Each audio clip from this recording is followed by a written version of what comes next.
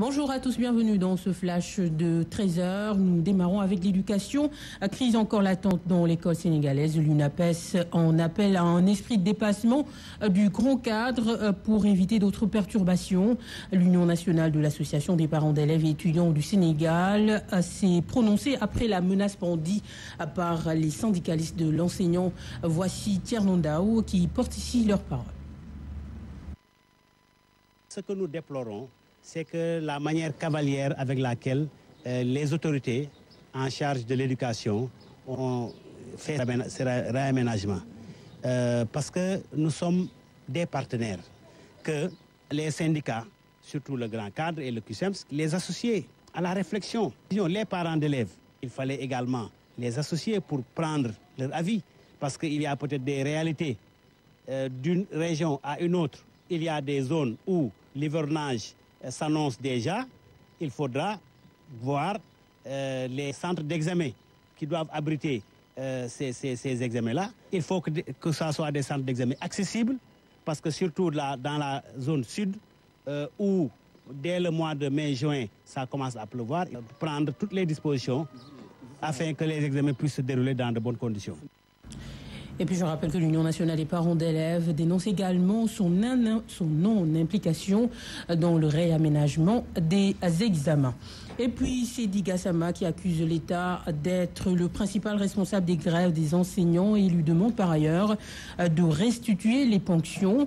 Le directeur d'Amnesty International en tournée à Sédhiou s'est également prononcé sur l'envoi des troupes au Yémen.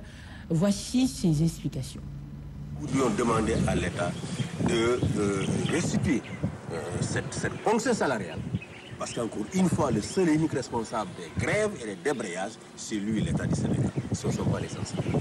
La grève est un droit consacré par tous les traités internationaux et par la législation sénégalaise. Je ne vois pas pourquoi un chef d'établissement doit demander à un enseignant de justifier pour qu'il va en grève. Si cette grève est une grève qui a été déclenchée par son syndicat, les soldats sénégalais qui vont à la Mecque, en Arabie Saoudite, si le conflit ne trouve pas une solution pacifique, si l'Arabie Saoudite choisit un jour d'intervenir sur le terrain au Yémen, nos soldats vont se retrouver sur le terrain yéménite.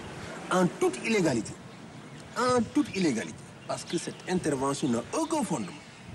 Le Sénégal a une longue tradition d'intervention dans les conflits au niveau international.